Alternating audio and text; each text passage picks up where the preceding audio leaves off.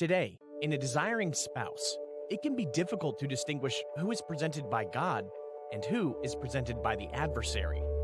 Everyone that we may have an interest in, or they may have an interest in us, does not mean that they are meant to have access to our hearts. The Bible says, above all else, guard your heart, for it is the wellspring of life. Proverbs chapter 4, verse 23.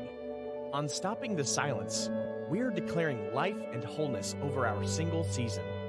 Stopping the Silence LLC presents to you Courtship Tea Talk. On Courtship Tea Talk, we are stopping the silence about the different obstacles and triumphs in seeking an intentional courtship, the Kingdom way. The masculine voices and the feminine voices are stopping the silence about the difference between dating, courtship, and marriage. So, grab your tea and join in on the Courtship Tea Talk with Madam D in Stopping the Silence.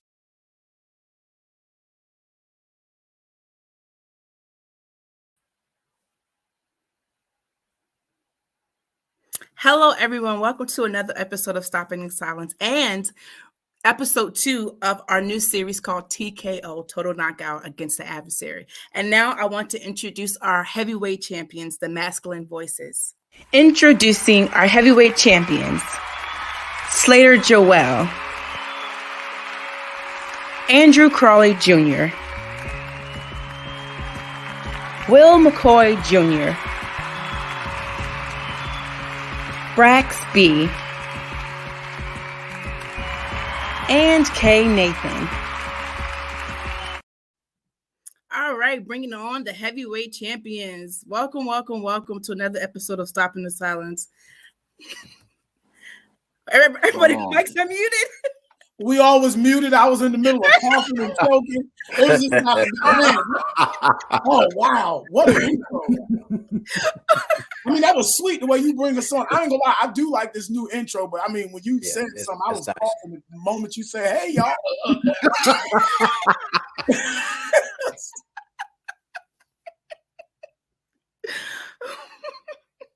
All right, we're going to dive right into these questions. Okay, the first question is, why is it so hard for men to fight against temptations? As women, what are some ways we can help our significant other and or spouse, to fight against this? And we're going to start with Ethan. So, one of the reasons it is so hard to fight against temptation is because temptations are like a good suit. They're tailor-made. The enemy is not going to serve you with something that does not meet or satisfy your palate. The other reason why temptation is so hard at times is simply because a lot of times there could be an unreconciled issue or an unmet or untapped need. A lot of times, if we're honest with ourselves, a lot of times men, even married men, don't have an environment that is conducive for them to be honest enough about what their full desires are and what they need and desire, because social media and different things have thwarted and tainted the psyche of women, where if a man comes to you and says, I like A, B, and C, you forgetting that the bedroom is undefiled, that's your business. Some things that women can do to help men to deal with the temptation is, for one, realize the bedroom is undefiled.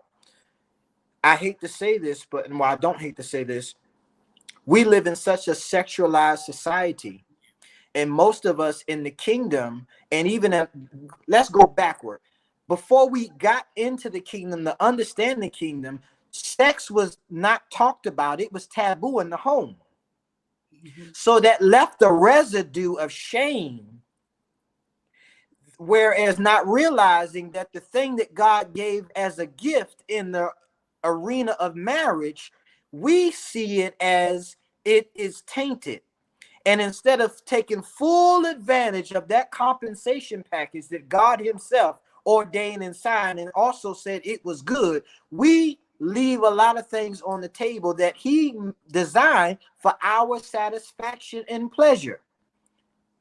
Also, some of the things women can do is And men, we have a responsibility of this, because I'm a strong believer that men, we have the responsibility of setting the tone for the relationship and the household. We have to collectively build real intimacy. And we have to start. And I think I'm grateful for Slater, because he said something a few episodes ago that stuck with me. We have to really understand real intimacy and to build non-sexual intimacy. Men, we forget that real intimacy for women starts long beyond the bedroom. If you really want to get some things cooking sometime, it's not just paying a bill. It could be taking the kids to school, doing some dishes. You'd be surprised what that could do to her more than some Victoria's Secret or some Savage Fenty. Also, have real, open, and honest communication. Because a lot of times men have unmet needs and things that we've not communicated, that we need to have an environment to be able to do so. Also, I invite all Christians and all believers, because we talk about the Bible, sit down and read the Song of Solomon. We spend a lot of time with Zane and these different type of novels and different. Yeah. Sit down and read the Song of Solomon and read it with your wife. And look at the language, as poetic as it is. It's plain English. Talks about the love that you should be able to build with your wife, and the type of love that has a longevity to it. Also, be open-minded. I never forget, there was a preacher that I know talked about, sometimes as men, we have to be honest. And prime example, he talked about there was an opportunity, there was a time he saw one particular woman that had on this yellow dress, and she looked all kinds of ways good in this yellow dress. So he came home and said, baby, just go get a yellow dress and don't ask me no questions about it, and go put it on. Sometimes we got to be able to do that. And also, for women, stop taking advice from tainted and jaded sources. Most of the information that you as women have gained about men didn't come from a man. It came from somebody that was probably tainted or jaded by a man. But did you ever take the time to learn or talk to a man about a man? Stop taking wrong information as law in dealing with a man. Those are some of my takes on why temptation is so hard to deal with and how we can deal with that. The last thing I'll say is women need to understand that men are not as complicated as you think. Peace will always reign over beauty. Your beauty will fade. Yeah, we want you to look good and smell good, and you can have, all shapes and curves and all of that. But a man ultimately will plant his feet in his life and build his legacy where he has found peace.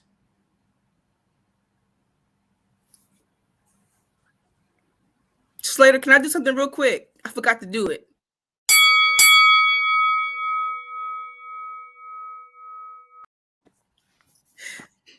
I would lastly, as I'll say, go ahead. Instead of just trying to be a peace, P-I-E-C-E, Lord, make sure you are the bringer of peace, P-E-A-C-E.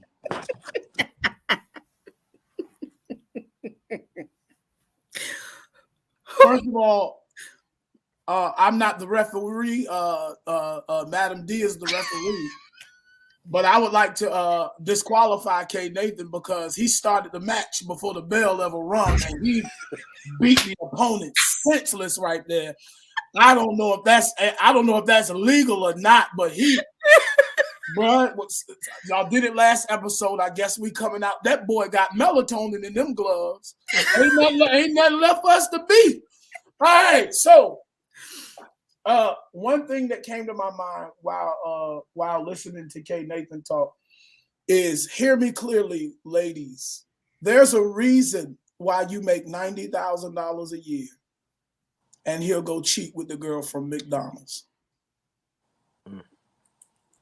Let that sit for 2 seconds, and I'm gonna break it down. There's a reason why you make $90,000 a year, and he'll cheat with the girl behind the counter at Subway. It's because exactly what K. Nathan said.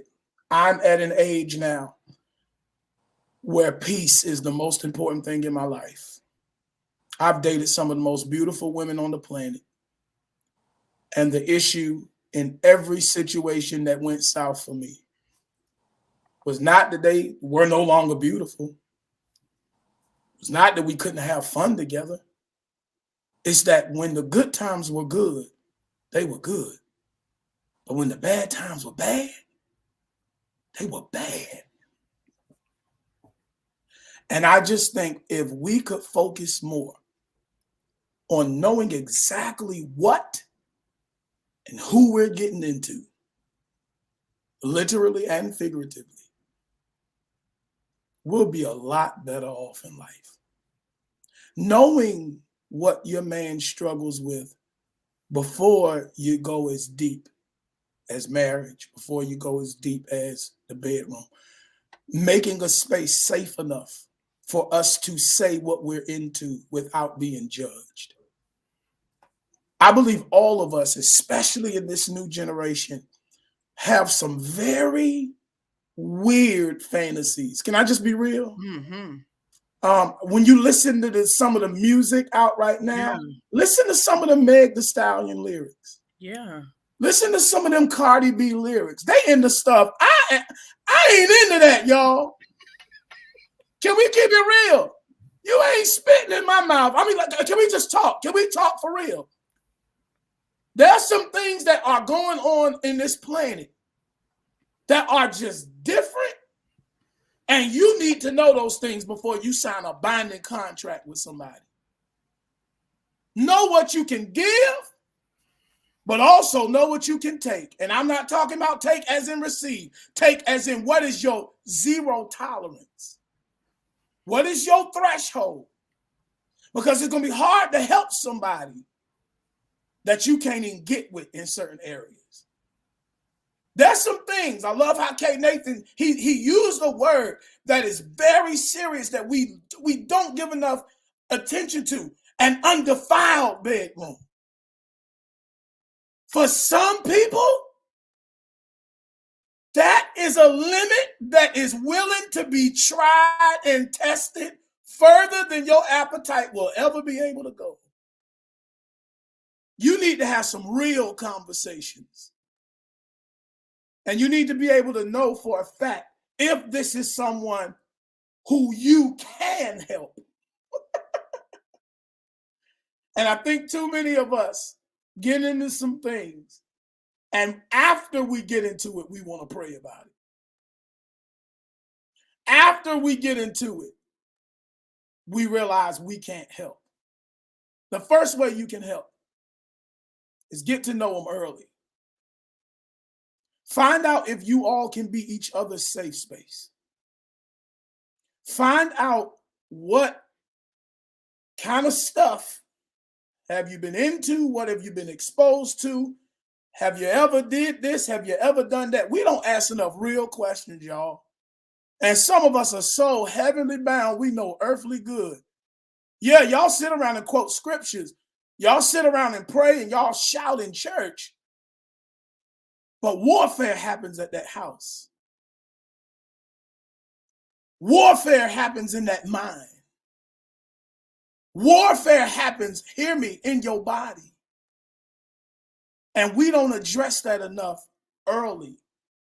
I love how the old folks say some stuff need to be cut off at the root. But we don't let that tree grow so tall.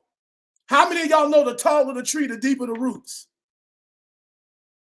And some of us that got so good with climbing trees, we forgot the price that it takes for a tree to get that big. So yeah, y'all big on love. Y'all big on what it looks like to everybody. Y'all big on social media pictures. Huh? Y'all big on going to this person's house and that person's house. Y'all big on people saying, ooh, that's relationship goals. But what you forgot to be big on was what this thing is rooted in. And that's how we have to first address temptation. And you have to want to be a gardener with the right person. There's some pruning that needs to constantly be done. Yeah. There's some moving and some shaping and some shifting that has to be done. Anybody who's a good gardener will tell you there's some clipping, there's some things that have to be done for this to stay a healthy tree. And I just want to know, are we willing to put that much work in as we did to seduce, as we did to entice and impress? Because anybody can get the man. Anybody can get the woman. But what is the motive? And what is the drive that's going to keep this thing pure? Because that's where a lot of us fall. We have the what. It's time to know the why.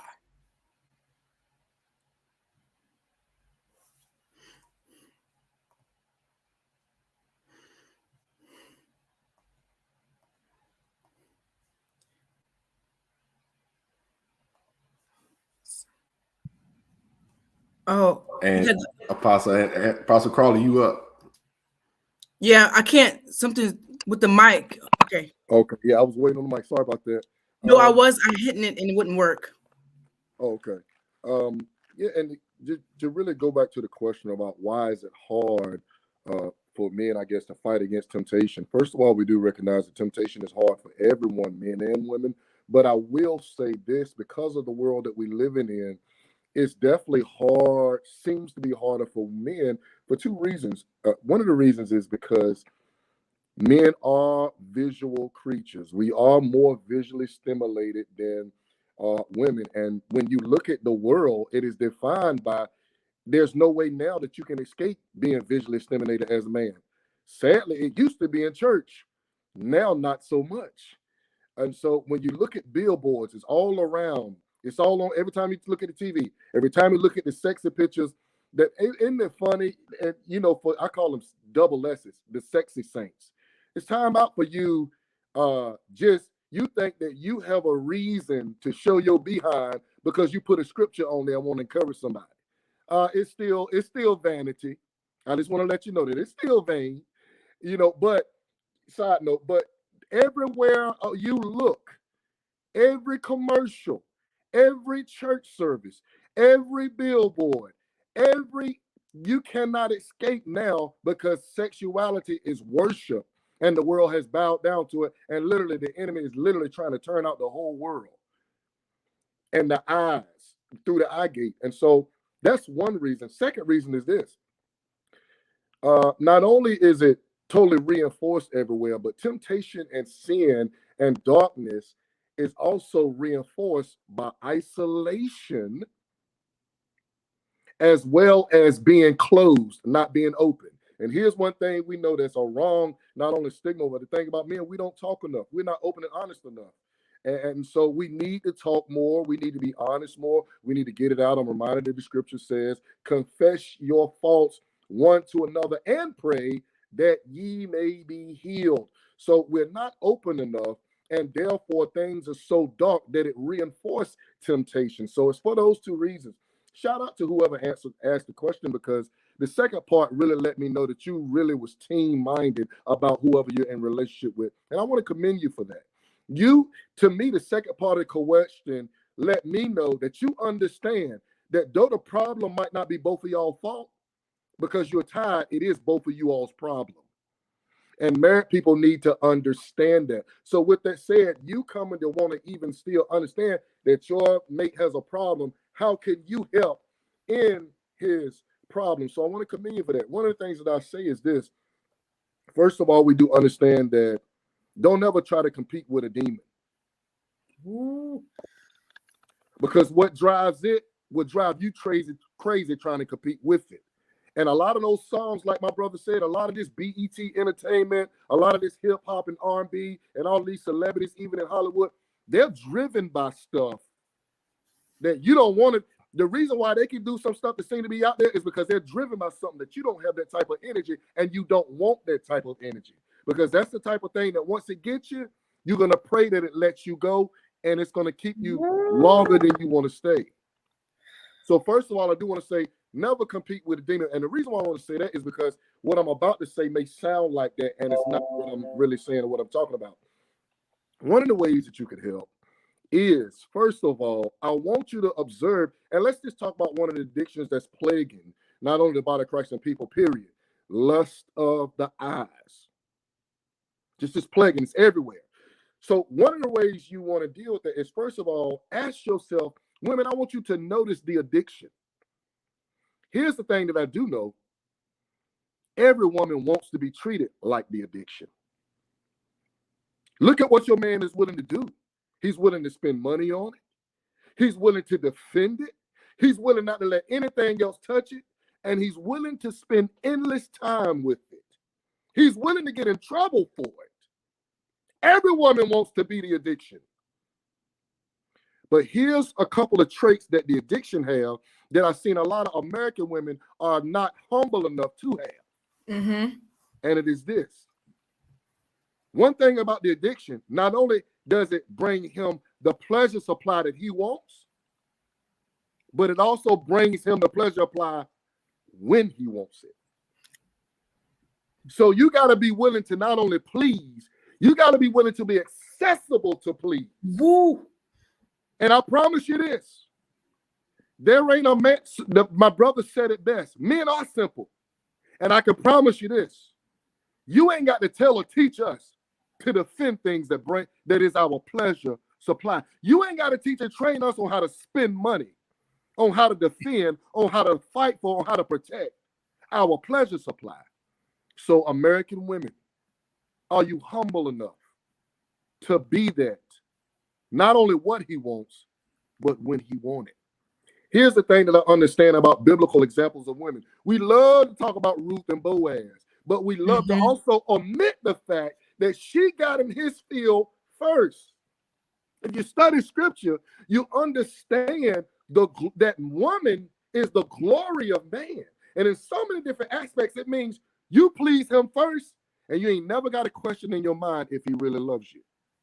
And trust me, I'm only talking about certain principles and parallels that we need to be willing to go, that TV and media and your scorned mother or auntie won't tell you. They'll look at you and say, it don't take all that. And that's why they scorn today.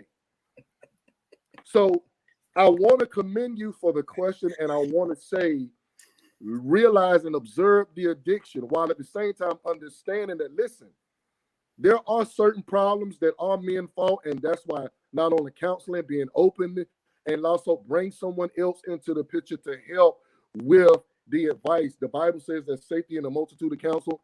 Men don't talk enough. We're not open enough. And my brother already said it. Women, are you setting an atmosphere where he is allowed to be honest? Because what that do, it would recede the isolation and it would get it out in the open. Here's one thing that getting it out in the open is a good sign.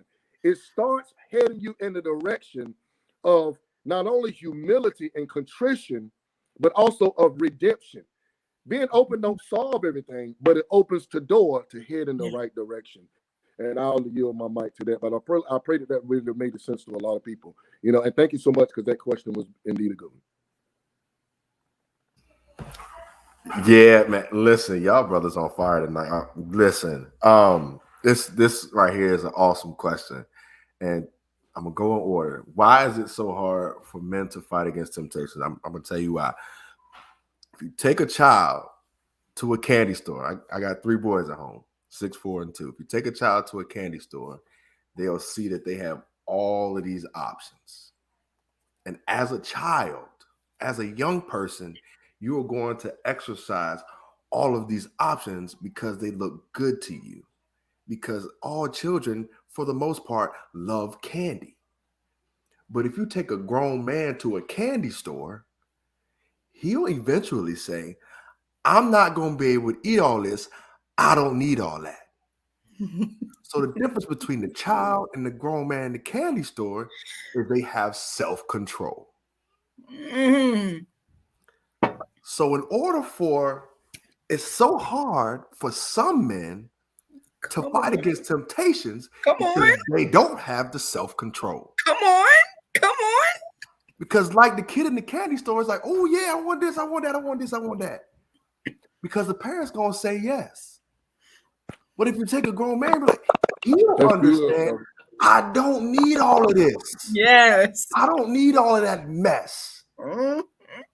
So I'm not even gonna try to take all of it. I'm gonna just get what I need to keep me satisfied, and I will go on about my business.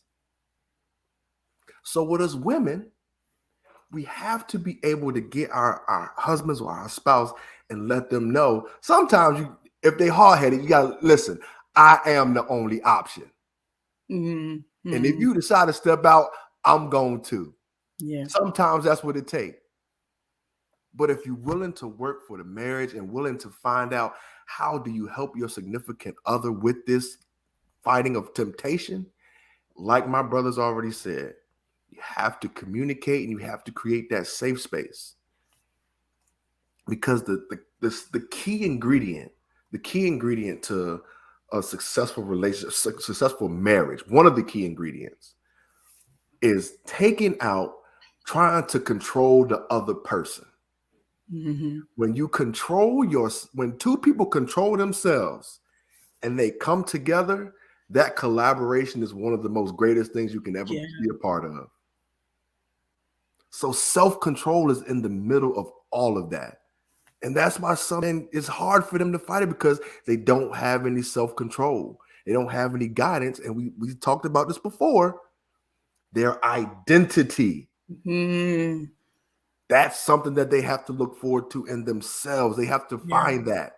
Once they find an identity and understand, listen, my body not going to deal well with all of this sweets and all this candy. All of this temptation that's out here. My body ain't going to deal well with it. So let me take my behind back home and talk to my wife and figure out how to make this thing work. Yeah. So self-control, discipline, and maturity is the way to make all of that work and come together.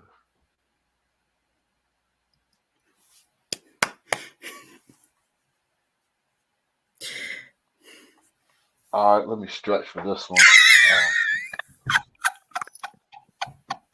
Kind of threw me in the deep end now. I just want to say before he starts, man, you got me having trouble trying to mute and unmute my mic just so I can amen you, brother. Yeah. Braxby done ate his Wheaties the last 2 shows, bro. That boy done ate his Skittles or something. Good Lord, Braxby. I'm sorry, Will. Go ahead. But you know what? Before he go, I have a question though, Braxby. How does sometimes men don't know that they actually matured though. Some of them are still stuck in their ways and they think it's okay and think it's normal, but some of them are still stuck in their little boy mind. Yes, and that's where in this part right here comes to mind as soon as you said that. I was talking to a group of high school students. The age that you are now and the age that you want to be when God calls you home, in between that, there are some things that have to change. And when it comes down to it, it's time for you to grow up. Yeah. That's it. It's time for you to grow up. You can't do the same things that you're doing at 16. You can't do them at 32. Yeah. It's not beneficial to you, and it's not beneficial to the other person who you're in a relationship with. Yeah. So there comes a point in time where you have to grow up. And if you don't want to grow up, don't hurt nobody else and take away their growth. Yeah. You go over there and be miserable by yourself if you don't want to grow up. That's where that comes from. And that's good, Braxby.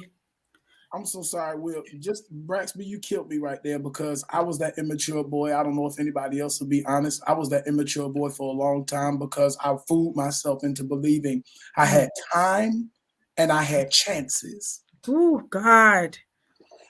I thought I had more time and I thought I had more chances. The thing that's going to make you mature fast, men who are still dealing with maturity issues, when you realize you got more to lose, when you realize that you got less time to start over, when you realize this ain't Sega, and when I die this time, ain't no coming back from it, That'll grow you up quick. I think when you're young, you think you got time and you think you got chances.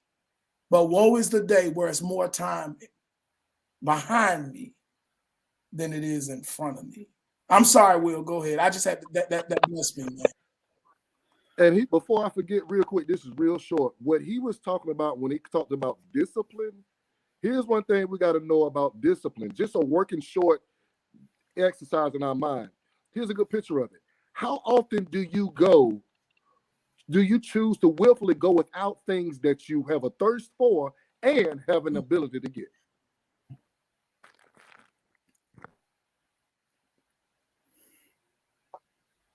All right. Well, everything I said in my little notebook I had, I was taking notes. That's kind of over with. So let's take off the gloves real quick. Let's just take off the gloves. Street fight. Let's go. We going straight. We going out the ring. We about to have a street fight. Now, growing up, I'm showing my age. We played video games, and I started out on Sega Genesis, and I started Super Nintendo. So Super Nintendo, Sega Genesis, when we had a game like Mario Brothers. After each level, there was a boss level, and if you failed, you have to start back at the beginning. Now, in life, this is where my faith is. I feel God gives us a test. A lot of times we give a lot of energy to the enemy. Yeah. That it was God that put the test for us for a reason. We give too much power to the enemy in certain situations. You have to be you have to seek God on which one is the enemy and which one is God testing our faith. And the reason why a lot of men fail from temptation is because we're failing the test God has put in front of us. I gave you the woman that you wanted. I gave you the woman that you cried over. I gave you the woman that is not trying to hurt you at all. That's being the woman that you want, the woman that prays for you. I'm gonna tell you something. When you have a woman that prays for you, it's a whole nother realm. It takes you to a whole nother level. So when we get to that, God's saying, now how are you gonna act? Let me put these women in front of you and see where your mindset is. Let me see, can you yield from your temptation? Let me see, can you really resist the things that you used to like all the time? Because we all have a past. And a lot of times, I remember a lot of times you get relationships and then you'll see your ex and you'll see her in a place where both of y'all used to go all the time. You see her walk around the food court and she come and talk to you. We should get together. How you go act? You gonna say no or you gonna say yes? Because you know if you say yes, you already know where that road's gonna lead to. A lot of times we're on the right road and we bear off to the left to take a break when we shouldn't be taking a break. We should keep going. Now the second part of this for the help with temptation, um, there's a story in the Bible of Samson and Delilah, and the main purpose, the main thing that sticks out to me was Bible says that he laid his head on her lap and he was comfortable enough where he dropped his all his insecurities. He shared his most sacred secret with her. He was able to be himself. A lot of times in this day and age, women, you have to allow the man to be himself. You have to allow the man to be comfortable with you where he can take off all the things that the outside world needs him to have. Because when we step out the door, it's totally different when we step in the home. And we shouldn't have to fight the same way we fight outside. Yeah. And a lot of it's already hard enough being a man, especially being a black man in America. The same battles we fight outside should not be the same battles we fight in our home, in our peace, in our kingdom. I'm a big fan of Greek mythology. I just like the movies. I like the way they talk in them. It's funny to me. But in the movie Troy, the Trojan Wall could not be penetrated. It protected the people. Women, I know the man's the head of the household, but you have to protect your kingdom. You have to protect your king from the things that he can get on the outside, but he don't want.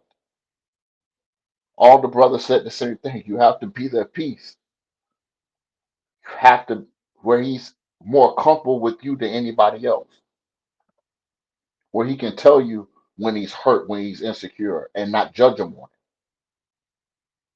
One of the problems with relationships now, men,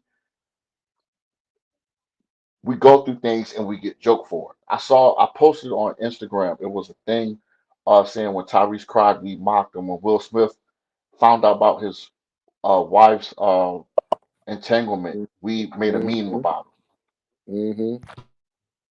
That is a serious problem when a man can't even show emotion. I told my son it's okay to cry. You're not less of a man if you cry. You're more of a man if you cry because you're showing your emotion. You're being real with yourself. So when you can allow a man to be in that comfortable, safe space, that's when you help him to where anything like Rax B just said, everything on the outside don't even matter no more. I got my self control. I have my mindset on it's me and my girl and my wife. That's it. So, ladies, if you do that, that will help. That will help tremendously. Just let him be the man, but be his peace. And I'm done. Can I say one thing? Yeah. Coming off of what Will said, ladies, it is imperative that in that vulnerable moment when that man has given you, you've allowed him to put his head in your lap, allowed him to be vulnerable. Please resist the temptation internally and externally to be Delilah. Because when we're talking about temptation, if in that moment that man shares something with you, and if at any given point in time to his face or behind his back, you have used, because men are different from snakes. You can take snake venom and put it back on the snake and it won't harm him. A man is not the same. What we have shared with you in a moment of vulnerability, if you take that and use it against us, you will lose that man, either instantly or gradually. And temptation will be a whole nother issue because you will have pushed that man into another situation away from you.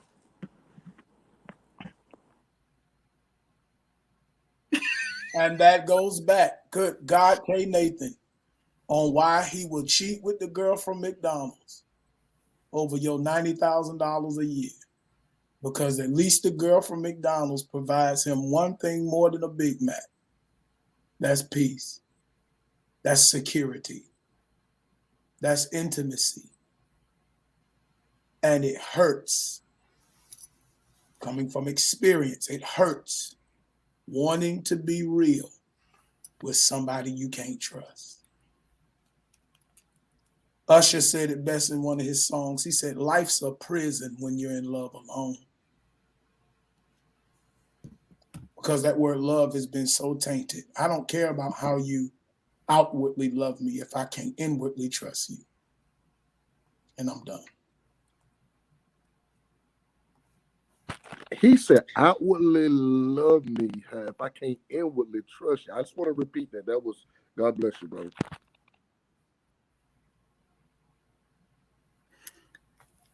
Woo. as y'all talking, I'm like, because I'm the only female, I'm sucking all this stuff into. I need a minute. I need a break. But did we answer the part about how can we help them to fight against that?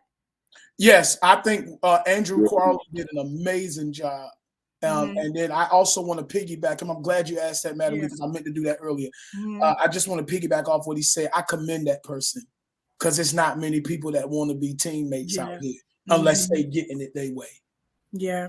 And it's just good to see that somebody is willing to battle through their inconvenience in order to see somebody else's deliverance. Yeah. Woo! Ain't that what Jesus did, y'all?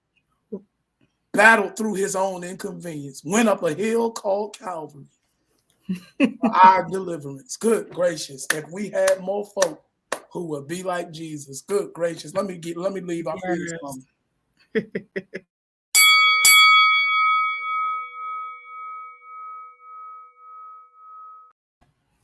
There are some days when I get home from work, I just want to go to sleep. Because of this, my wife complains about the lack of time that I spend with her and the kids. As the head of the house, how do I fight against this frustration? Slater. Wow, I'm first. Oh, God. This loaded question, and you're going to put me first. I have a few questions, to be honest, so we're going to have to put a few different scenarios together. Right. Is this coming from a woman who works too or a woman who stays at home? Because that's a huge dynamic sometimes that I don't think we take into consideration. And I can promise you, I'm not saying that that woman doesn't do anything, because any woman who's taking care of children has a full-time job. But what I'm telling you is I just know for a fact the way my grandma worked, these new women ain't working like that at the crib. And I'm just being real. And I'm willing to bet on that, because I had an old school grandma from the country. And she had a washer and dryer, but still believed in hanging her clothes on the line. That's the kind of grandma I had. That's why I'm telling y'all I can bet on that. I had a grandmother who grew her own vegetables. We never ate anything from the grocery store when it came to like fresh produce. She had apple trees, pear trees, peach trees. She had all that stuff in her backyard. So I'm telling y'all where I'm coming from, because I need you to understand why I'm asking this question. Because there's a new breed of women out here who aren't willing to do that. She had 7 children who she not only when my granddaddy brought home a decent check, bought clothes for, but when he didn't have money like that, she made clothes for. That's a different kind of woman. So the first question I want to know is, I really would love to know which dynamic we're coming from, but let's just say it's both. If this is a woman who is a great housewife, I'm talking about she got it going on, kids fed, hot meal on the table, which I can guarantee you, nowadays that DoorDash is kicking, Reverend. I know people that make good money door dashing, so I'm just saying. Not everybody. Like take care of kids, but is it a hot meal on the table? It's so many different dynamics, and it's like, so at the end of the day, depending on what you did, definitely you have to take that workload of his into consideration, and it is a whole lot easier to deal with people on your terms than it is for this man who has to go out and deal with a boss on his terms. And I think sometimes we don't take that into consideration. I'm in ministry, and I think many of us up here are. I don't care how much you love the folks you labor with, and I don't care how much you love the folks that you serve. It comes a time where people can wear you out. And my tiredness sometimes isn't even physical. It's something that's spiritual that has been going on all day long, to the point it has now manifested itself physically. And that's what ministry is sometimes. I think the second thing for me is y'all have to have a real conversation about where you guys are and what needs need to be met first. And after the needs are met, we can now compromise on the wants. Is it a need that you get this rest, or is it just something you want to do? Because I know me, sometimes I go to sleep just because it just feels so good. But I do got a little bit more in the tank that I could at least give here and give there. So let's address, is this a need at that time? Because I know a lot of us, if we're honest, we don't have a bedtime. If we're completely honest. Yeah, I ain't talking about, I know I'm in the bed by 10 o'clock. That's not what I'm talking about.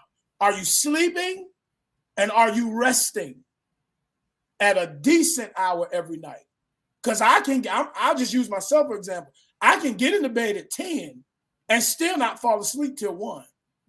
Because I'm scrolling through my phone, something good on the TV, and before I know it, I went to bed at 10, but I wasn't resting.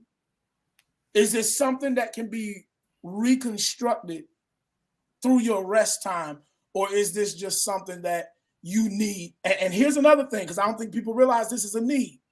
Sometimes you need that rest too, because I won't be the man you want me to be if I'm cranky. Because I don't know about y'all. If I'm tired, don't ask me for nothing. If I ain't got no energy physically, I definitely ain't got no energy mentally. I definitely don't have no energy emotionally. So I think we need to understand the motive and the intention of this needing to sleep. And we also need to go further and address what the compromise of it can be. Because I believe women are a lot more understanding if they can depend on you in some other way. My question is there an area that you might be dropping the ball in that's making her maximize while you're sleeping? Because if you sleeping but the grass ain't cut, yeah, bro. I mean, if you sleeping and all she asked you to do was put the garbage can around the back, it's like it's little things sometimes that would alleviate all of that if we just paid attention to the small stuff.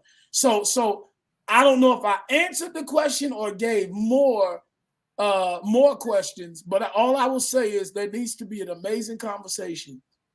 Figure out the dynamics. What role do you contribute other than provider, other than the bill payer? What role do you contribute to her lifestyle?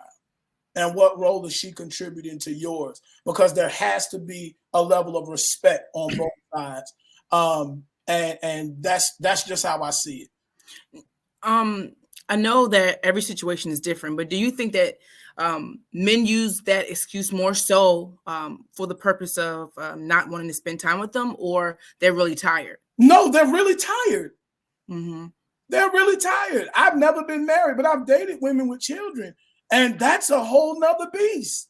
So I can imagine somebody who is married and does have children of their own and has the responsibility of being a husband. I won't even know about a husband, and that was hard. So I understand where working all day, again, if you don't like your job, come on, y'all. Any men up here ever worked at some miserable places? Come on, can we be real? Thank you, Will. Will put up both hands. I don't work at some places that have sucked the life out of me. By the time I get home, I'm useless.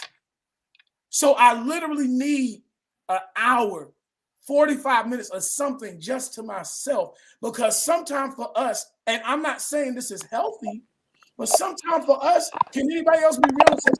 Sleep is the only escape you get.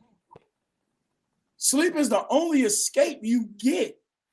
Maybe when I wake up from my small little break of escape, I'll be a little bit better of a person, and I can assist you in areas that you need to be assisted in more.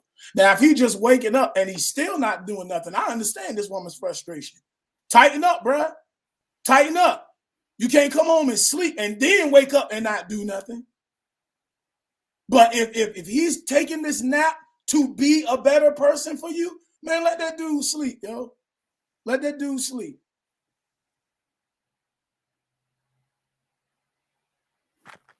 And I hope it's my turn. Yeah, it is. Okay, cool. I'll just say two things.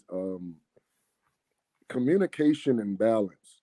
Um, See, when especially if you're a married couple, one of the things is that can help out with a lot of frustration is just simply communicate, because sometimes our spouses and our partners mean well and just don't know or realize because they're not living your vantage point. And sometimes it's Yeah. just communicate with them while you're tired when you get home. Maybe take them through the little journey every once in a while, or what you have to go through outside of the house and what mindset you are.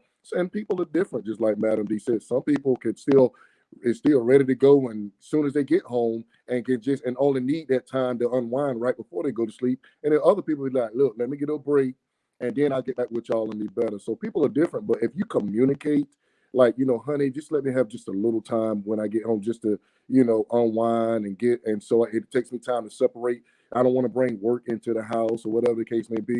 If you just simply communicate those things, a lot of times it can clear up and it can bring, because communication can open the door to understanding. If someone is being more understanding, that means they are preferring you because they understand more of you. So communication is big. Last thing is balance, because if there's a lack of balance to whereas you are a workaholic, and there is no balance of family time, then yes, something needs to change with your schedule. You know what I'm saying? Because here's one thing that I say: never let money be the excuse to lose your family and not be the disciple and the poor of your family, especially as men. Remember, we are in an identity crisis. And why? Because the men who's supposed to dispense identity, hands are tied, whether it be physically, mentally, emotionally, or spiritually. And so one of the things is that we as a whole need to embrace balance more. And one of the biggest ways that we lack balance is in our schedules. And so because of it, when our families do have us, they don't have all of us. And so I would just be mindful that you may be frustrating your house, not because you want to, just because you hadn't realized your schedule or your job may be getting away, or get this, ministry may be getting in the way. And so two things that I would say briefly, and I yield the mic, is communication and balance. But Andrew, you brought up a good comment in my mind. How can a woman tell her husband without sounding nagging that she wants to have more time? Because I know a lot of men, don't like to hear stuff over and over and over again, and they perceive it as nagging. So, what are some ways that you can tell the women, some ways that they can kind of express their emotion without sounding so nagging and aggravating? And first of all, I want to say to the man who will be receiving that, we have to realize we have to grow up and mature to the place where I react not out of even how or what you say, but out of your intentions of why saying it. Mhm. So sometimes we could see through the nagging. Even if you nagging, I'm mature enough to take the jewels off the trash can lid and throw the trash away. So Wow. that's one thing that men, and this is what we need to do. We need to grow to get the maturity. Whereas, let me react to what your intentions are, because sometimes my wife give it wrong, but her heart is in the right place. Wow. And we all need that grace room. You know what I'm saying, man or woman. Yes. So first of all, I want to say that. Secondly, you as a woman, in order to come off not nagging, the simple answer is don't nag. Carly, Because it ain't deep, is it? no, it Good. ain't deep. Look, because we know you could come home and serve that man a plate, but if you slamming the plate down, saying, "Here, I don't fix your meal," and you're not pleasant with it, it makes the food taste worse. And so the Preach. same thing can be said. The same thing can be said for Madam D's question. You know how to do things in a sweet way. If you, especially in married couples, you've been together for some time. Like, a Yeah. lot of communication is nonverbal. You know how to get your point across in a sweet manner to where he's still open and you can still get your point across in a well-meaning way. And then sometimes you got to tell them, because sometimes we are not grown and mature enough to see your intention. Sometimes you got to tell them, honey, this is not what I mean by what I'm about to say. And if it sounds Mhm. like that, I'm sorry. Because sometimes it's not in the lack of communication, it's in the lack of understanding on how and what ways we communicate that cannot get something that can be to make the difference between getting some things done in our house and not get some things done in the house. Good stuff.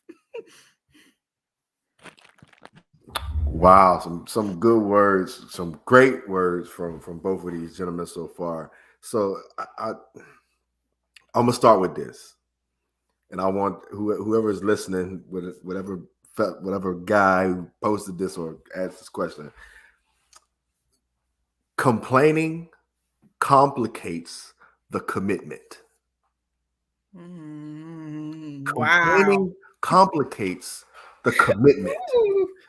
And that's what some of us in marriages have to realize. And so I'm going to use myself for example. I take the kids to school every morning, 6, 4, and 2, get them dressed, face wash, get them prepared for school. Take them to school, come back, running 2 businesses, start on the 3rd. Got to finish that, go get them from school, take them to football practice, basketball practice, whatever extracurricular activities. Meanwhile, the wife is doing her thing as well. But the thing that is very beneficial to our dynamic, we both understand what both of us are doing. We're both contributing to the household. We're both doing things that are making our household run. And once the couple, again, when 2 people are in control of themselves, the collaboration is great. Once they understand the role of each person and they're not trying to control each person, that's when everything is going to fall right into place. And when you complain, it complicates the commitment. And like they just said, if you slamming a plate on the table and I'm ready to eat, I'm not going to enjoy this meal. Because half the meal probably going to be on the floor anyway from you slamming the plate. So let's get to a point of understanding within our marriages and our relationships. Yeah, we understand you want to go to sleep. We understand that you get tired from the day-to-day hustle and bustle. That's understood. It's human nature. You've been working all day. You've been doing this. You've been doing that.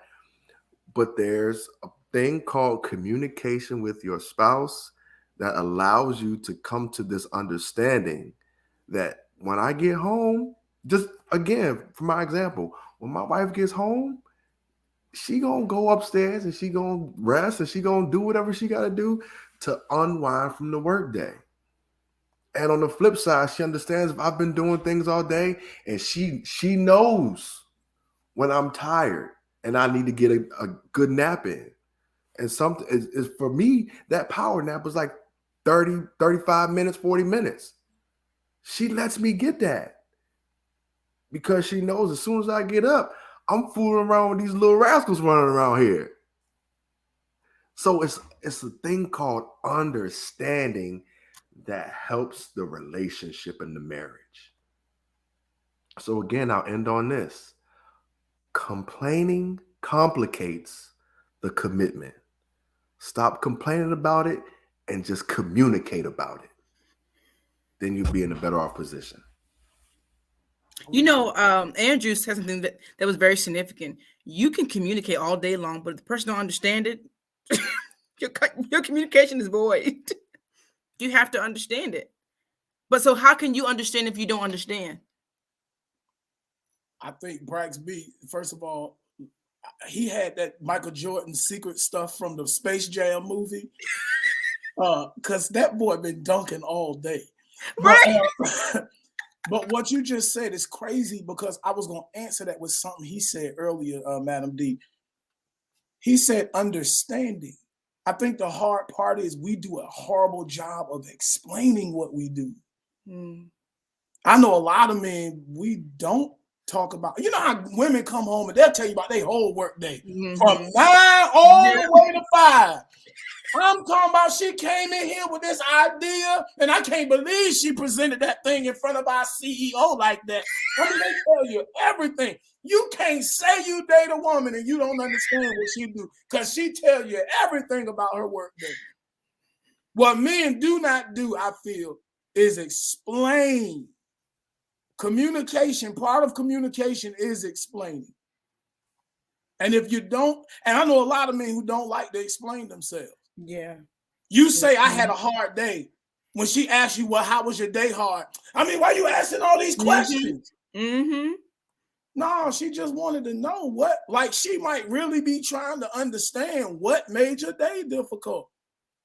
You know what I'm saying? Because the more we let her in on that stuff, And then some guys don't like to tell the truth too. Some of us are not empowered at our jobs. Woo! Can I say that one more time? You're not the director. Wow. You're not the manager. You're not the supervisor. So to go to a job and take orders from someone there, Woo. and to come home and take orders again, we have to be honest about how that makes us feel. Because it is our natural mandate to have dominion. Yeah. And where we don't have dominion, we are frustrated. So it's hard to go to a job and take orders from somebody there to pull up in my own driveway where I pay the bills at and get told what to do there too. So if we could better explain that feeling without feeling vulnerable and feeling like a punk for feeling that way, I think our women would understand a little better why it is. There's just some areas of our life we need to sleep from. We need a break from that. And maybe she can better learn how to assist that. I'm sorry, I didn't mean to jump in, but you blessed me with that, Braxton.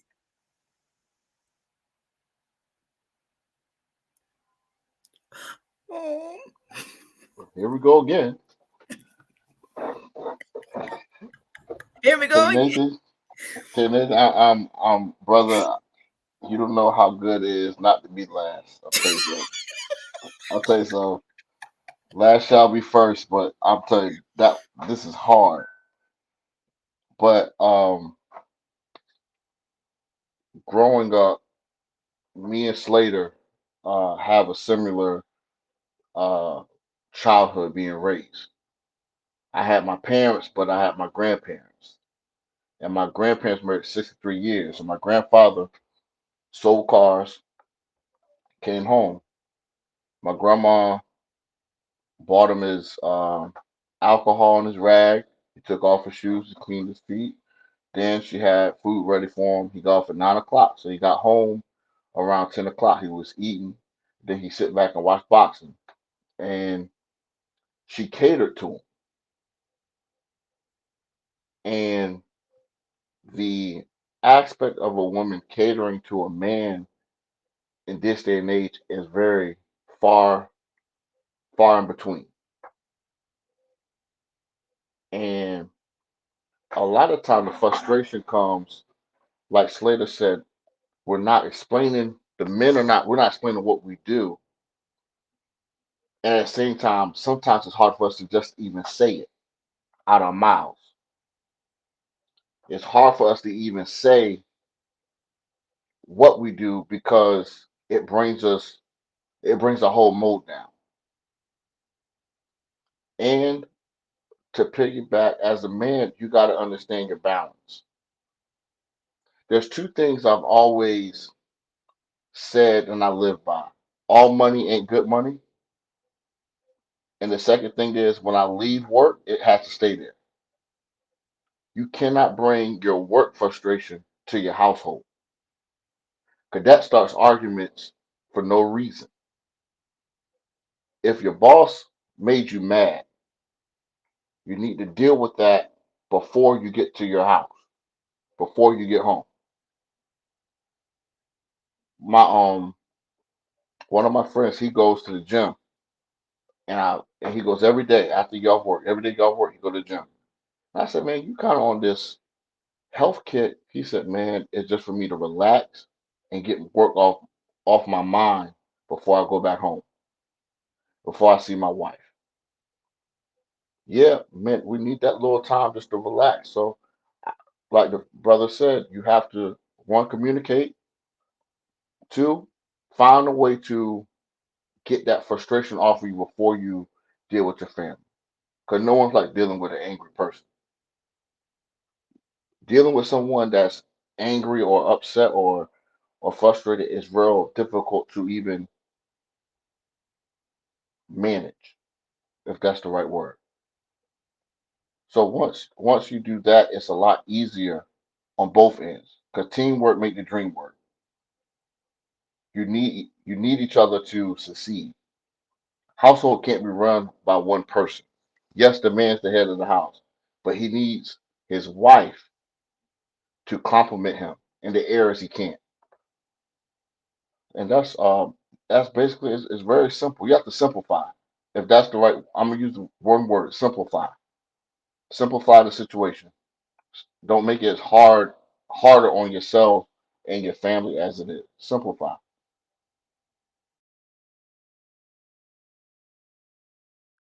All right, Nathan, let's take us home. You muted, brother. I do not have children, so I cannot talk from that dynamic. But some of the wisdom pieces I will share that's important for that situation. Others are the importance of understanding decompression. You need to take some time, decompress, get the stuff off of you. You also need to understand the importance of compartmentalizing in terms of understanding where you are now so that you don't bring the wrong stuff into the wrong arena. And also the importance of debriefing. Will talked about this in terms of communication, getting stuff out. The main thing that I want to talk about from a male's perspective is understanding the danger of frustration.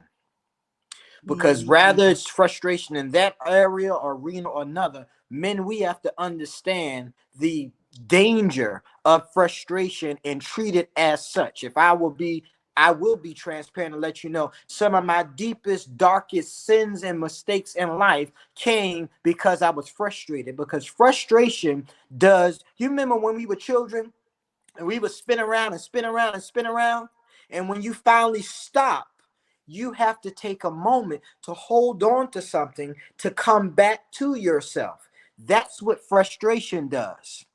It takes you somewhere on a spin that you don't even know where it is taking you. And if you're not careful, by the time you get to collect yourself, the damage could have been done, far greater collateral damage than you realize. Also, when you're frustrated as a man, pray before you pray. Pray before you end up prey. Because when you are frustrated as a man, just like children, you have a greater proclivity and a greater inclination to go to the familiar. And the familiar may not be what's best for you. Also, don't let, and I just want to go back to this, don't let your frustration drive you. Treat frustration in any form as though you're fighting for your life, because the definition of frustration means to prevent from accomplishing or fulfilling a design, to discourage and baffle. The enemy uses frustration to take you out of somewhere. The question was, you're head of the household.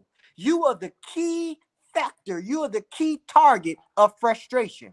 Even in the Bible, the target has always been on the men, because if they know that they can get the man, if you can kill the man, if you can kill everything that pisses against the wall, you ain't got to worry about the women. So be careful and treat frustration as it is. It's a danger to your life. Madam D, may I for just a second? And I'm so mad that Crawley jumped off. But because I'm telling you, I just had a burning question just for the married men. And Braxby, maybe you can help me just from this situation, because I have linked many times in my life, and this is through therapy. A lot of men, please, if you do not get therapy, of course, seek someone who has the same faith beliefs as you do, but seek therapy, because I've actually been, my sleep has been acquainted to depression. I find out when I sleep a lot, it's because something deeper is happening. Because when I'm not depressed, I'm fine. I could go probably 48 hours with no sleep if I'm mission-minded and doing something I'm happy about. But I've noticed that my little naps in the daytime that's supposed to be 30 minutes that turn into 2 hours. I've noticed that, and it's been proven through, of course, therapy, that sleep can be linked to depression. My question for Braxby is, number one, he's a two-time author. He is a CEO and a businessman. But my question is, has there ever been a time in your marriage when you weren't the head of everything? Was there a time in your life when you felt like you didn't have the seniority that you have now? And how did you deal with that? Or how did you really translate that at home, where you weren't getting that respect or that dominion that feeds the male, you might as well call it what it is, the male ego, and still have to come home and be the man, even when you don't feel like the man. There was definitely a time. There's definitely a time, and if there's a man that tells you that there wasn't, then he not telling the whole truth. So I got married at 24. I was real young when I got married, and so at 24, I've grown a lot, but I still had some immature things that I needed to work on from my past. And in order for me to do that, my wife helped me because she's older than I am, and we had to work on those things together. And in order for me to be the head of the household, my wife had to make sure that she trusted me enough to take on that responsibility. And so there were some times where it was like, bruh, what you doing ain't right. And then I would go back to the conversations. Excuse me, the kids, I'm sorry. I would go back to the conversations that we would have, and I would just dive deep into those conversations, and and it's like, yes, there are times where I have felt that I was not the man of the house, not the head of the house, because of my immaturity back when I was younger.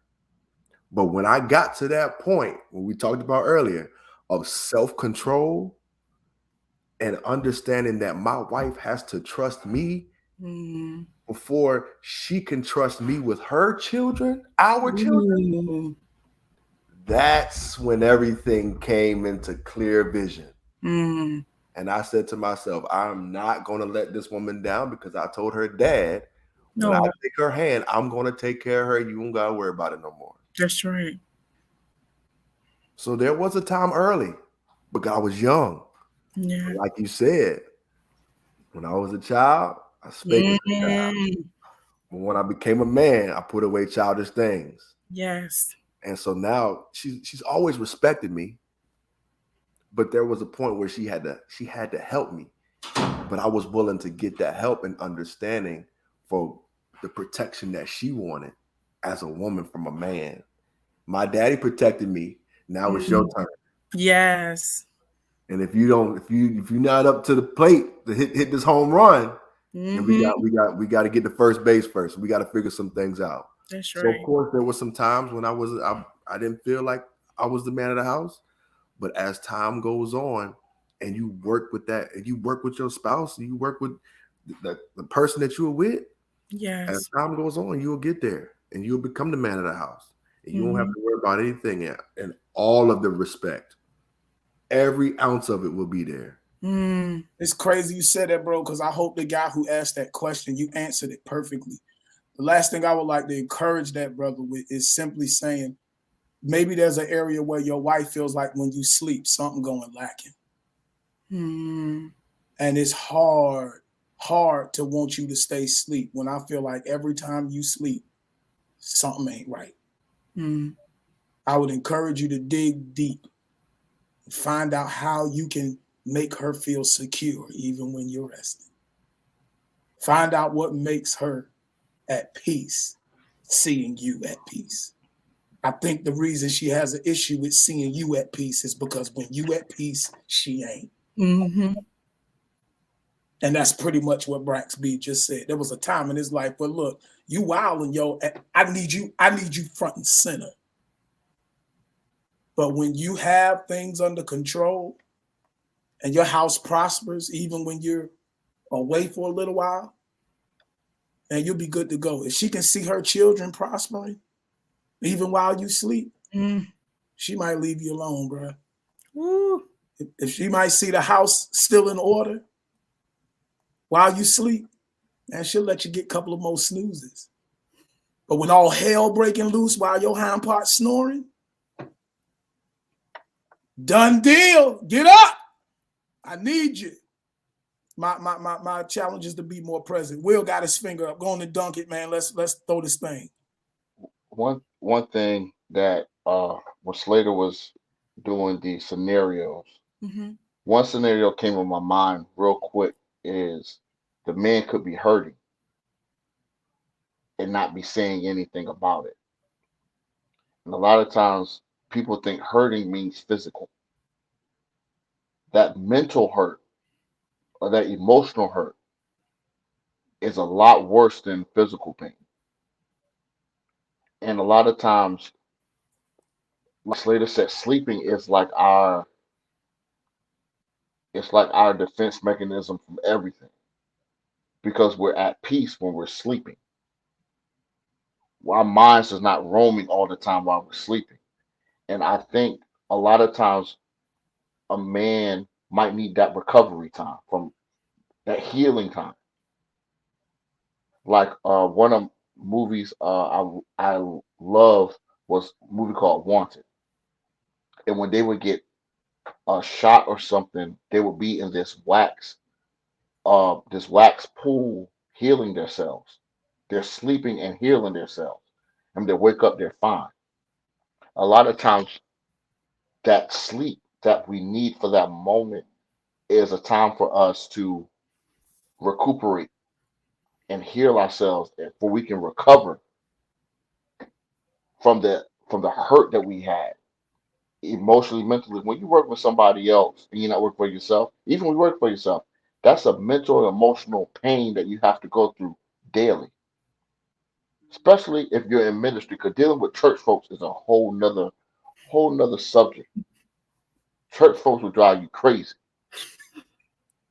But it keeps us sane. That recovery time keeps us sane. So it might be a thing where he might be hurting. So you have to know how to be his nurse. Let your wife nurse you. Let her nurse the wounds.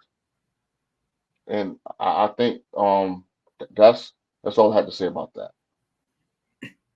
Well, I got 3 words to say to Satan: total knockout. We are not afraid of you. We are stopping the silence about kingdom courtship and marriages.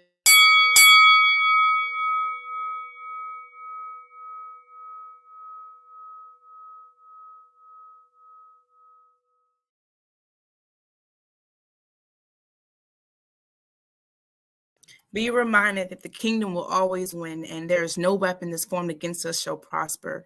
Thank you, Masculine Voices, for coming on another episode of the Courtship Tea Talk. You are truly a blessing to those who are watching. We have been getting so many good reviews, and it's just a blessing to me. And then there's a lot of people just saying that their marriages are being blessed, their relationships are being blessed. So thank you all for being obedient and pouring out to the people. Thank you all. Thank you. Thank you all for watching another episode of Stopping the Silence. Remember that you are not alone. May God bless you. Have a wonderful night. Stopping the Silence.